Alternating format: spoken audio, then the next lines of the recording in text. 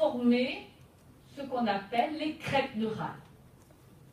Donc vous imaginez sur toute la longueur du tube neural, sur les deux bords latéraux, donc des cellules au contact donc de la zone de détachement du neurectoderme et de l'ectoderme de surface, sur toute la longueur, eh bien, vous avez la différenciation et le détachement de ces petits groupes de cellules, symétriques, du côté droit et du côté gauche, qui vont constituer donc les crêtes neurales.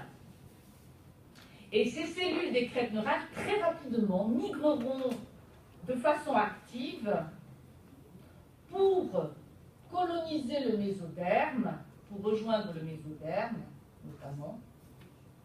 Et ce sont ces cellules des crêtes neurales qui seront à l'origine de la formation du système nerveux périphérique. Alors, elles donnent le système nerveux, les cellules du système nerveux périphérique. Ces cellules des crêtes neurales donnent aussi d'autres dérivés, comme par exemple les mélanocytes ou comme par exemple les cellules de la glande médulo-surrénale. D'accord? Donc elles donnent d'autres dérivés, hein, mais notamment donc c'est le système nerveux périphérique. Alors pour l'instant, notre tube neural à ce stade-là, il est ouvert dans la région antérieure et dans la région postérieure. La fermeture... Non, alors attendez, juste une chose que j'oublie de vous dire avant. Concernant d'abord la fermeture, dont je vous ai parlé de cette fusion des deux lèvres dorsales, donc de cette gouttière neurale sur l'axe médian, cette fermeture, elle débute en fait en regard à peu près de la 5e somite, du 5e somite. Et cette fermeture débute vers le 22e jour. Et puis cette fermeture va s'étendre de façon bidirectionnelle.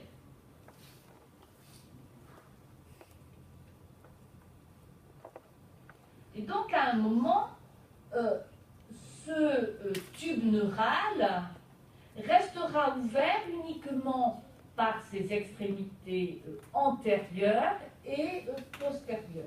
Ces ouvertures, ces extrémités antérieures et postérieures portent le nom de neuropores. Le neuropore antérieur et le neuropore postérieur, qui eux vont se fermer pour le neuropore antérieur, c'est-à-dire le neuropore crânial vers le 24e, 26e jour à peu près, et pour le neuropore caudal vers le 26e, 28e jour. Ce qui est important, c'est que le neuropore antérieur se ferme toujours avant le neuropore postérieur. D'accord? En pathologie, vous pouvez avoir des anomalies de fermeture du tube neural. Les anomalies de fermeture du neuropore antérieur sont incompatibles avec une survie d'embryon et une survie, puisque c'est responsable, donc ça va entraîner une absence de développement des vésicules encéphaliques, hein, et donc ce sera responsable d'une anencéphalie, c'est-à-dire une absence de développement du cerveau, donc incompatible avec la vie. En revanche, vous pouvez avoir des anomalies de fermeture du neuropore postérieur qui, elles, sont compatibles avec la vie et qui auront des degrés de gravité plus ou moins importants et qui portent le nom de spina bifida. D'accord? Donc vous en avez les spinas, notamment les spina bifida au plus tard, on ne va pas rentrer dans le détail, hein, mais sont sans conséquences pathologiques. D'accord? Alors que d'autres, les myéloméningocèles par exemple, eh bien, seront responsables notamment de paralysie, de paralysie. Donc vous voyez un niveau de gravité plus ou moins important. Donc, alors sur le plan moléculaire, comment on explique cette cette neurulation primaire. Alors, ce qu'il faut bien comprendre, attendez, je regarde. Non, je vais y revenir après. Juste une chose, comment se fait, on va juste voir ça, comment se fait l'évolution de la gouttière neurale en tube neural.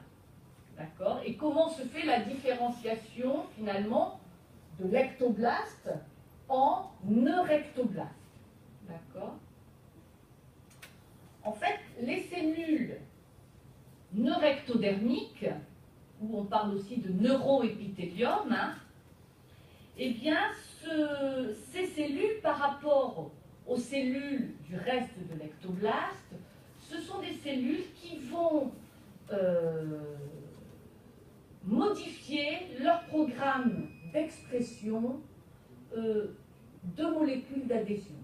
Et notamment, donc, au niveau de l'ectoderme, vous avez une expression de cadérine, je vous ai déjà prononcé ce mot et vous allez le voir dans les cours suivants en biologie cellulaire. Et donc elles expriment des cadérines et particulièrement des eucadérines, E pour épithélial, donc des eucadérines.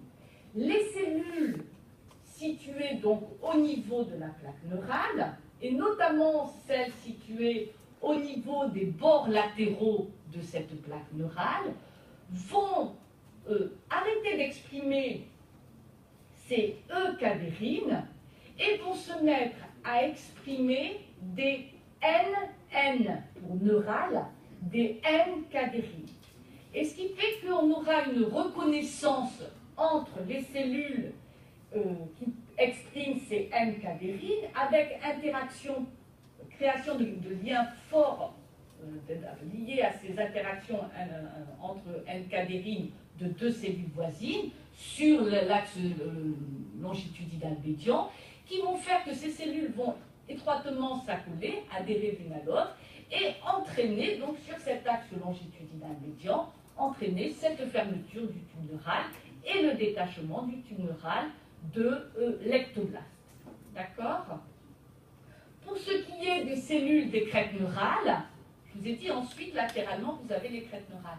Pour les cellules des crêtes neurales, et bien ensuite, ces cellules situées à la jonction, dont je vous ai dit neurectoderme, ectoderme, eh bien elles vont cesser d'exprimer les cadérines, que ce soit des E-cadérines ou des N-cadérines, elles cessent d'exprimer ces cadérines et elles vont se mettre à exprimer des intégrines.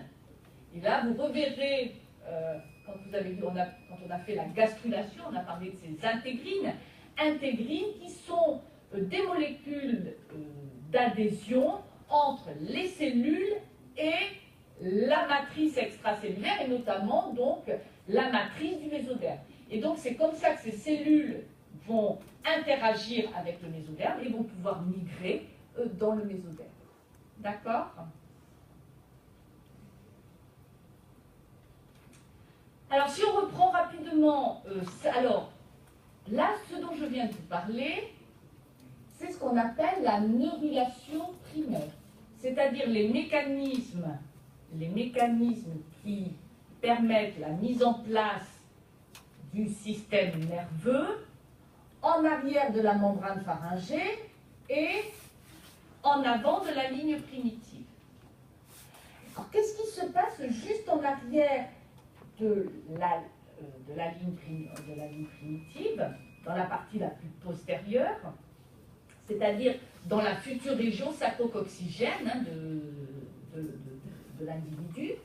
Eh bien, dans cette région, la mise en place du système nerveux central ne va pas se faire par le mécanisme de neurulation primaire, mais par le mécanisme de neurulation secondaire, ce qu'on appelle la neurulation secondaire. Alors, attention, il y a la neurulation primaire, la neurulation secondaire.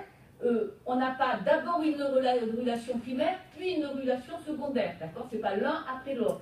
C'est-à-dire que c'est deux mécanismes totalement différents. La neurulation primaire, elle intéresse la mise en place du système nerveux central de la quasi-totalité donc du système nerveux central, hormis la partie la plus distale, d'accord, où là, le système nerveux central se met en place par un mécanisme, le mécanisme de neurulation secondaire.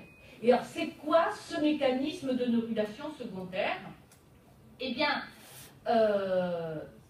en fait, ça se situe au niveau du mésoderme axial dans la partie la plus caudale. Si vous vous souvenez de votre cours d'avant-hier, la partie axiale de la partie la plus postérieure donc du mésoderme, c'est quoi? C'est l'éminence caudale. D'accord? Donc la partie la plus caudale du système nerveux central se développe, se différencie à partir de cette éminence caudale. Et en fait, à ce niveau-là, les cellules de l'éminence caudale, d'accord, vont subir une épithélialisation, puis une cavitation, et ensuite, elles vont, vous allez avoir une mise en continuité avec le tube neural, donc mise en continuité au niveau du neuropore postérieur, d'accord, qui va se reperméabiliser. D'accord, donc vous aurez une mise en continuité à ce niveau-là.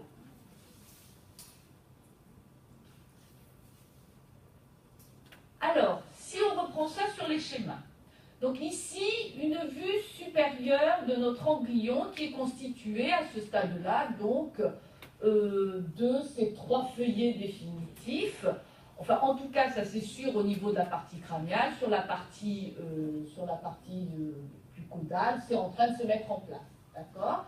3 feuillets définitifs avec l'ectoblaste en bleu, le mésoblaste en rouge et l'entoblaste ici en vert. D'accord? Et ce qu'on observe, c'est-à-dire dans la région médiane, on observe un épaississement, alors qu'on va venir, voilà, on observe un épaississement de l'ectoblaste. D'accord? Épaississement de l'ectoblaste qui, comme je vous l'ai dit, apparaît être très large dans la partie crâniale et puis devient plus effilé dans la partie caudale. Cette plaque neurale, eh bien, elle est constituée de ce qu'on appelle le neurectoblaste. Le neurectoblaste qui est un épithélium pseudostratifié cylindrique, d'accord, et qui porte le nom aussi de neuroépithélium. Et c'est à partir de ces cellules que se mettront en place la quasi-totalité des cellules du système nerveux central, c'est-à-dire les neurones, et puis vous verrez les cellules gliales, hormis les cellules microgliales. Donc cette plaque neurale, je vous ai dit donc ensuite formation de cette plaque neurale, et on va observer ensuite d'une part alors une invagination de ce neurectoblaste en profondeur, d'accord, et une surélévation des bords latéraux de cette plaque, d'accord, surélévation donc avec des bourrelets latéraux qui constituent ce qu'on appelle les lèvres dorsales, qui dont les cellules vont se mettre notamment à exprimer des NK-dérines, qui vont entraîner donc des interactions fortes entre les cellules neurectoblastiques situées de part et d'autre de cet axe longitudinal médian, qui vont venir adhérer les unes les autres, entraîner donc la fermeture de l'ouverture dorsale de ce tube et le détachement de ce tube de l'ectoderme de surface. D'accord? Donc quand le tube neural s'est détaché, donc, de l'ectoblaste, eh bien le feuillet ectoblastique devient l'ectoderme, et donc le tube neural, lui, constitue ce qu'on appelle le neurectoderme. D'accord? Qu'est-ce qui se passe d'autre? Je vous ai dit, latéralement sur les bords donc de ce tube neural, eh bien vous avez à la jonction donc des cellules du tube neural et des cellules de l'ectoderme vous avez la formation des crêtes neurales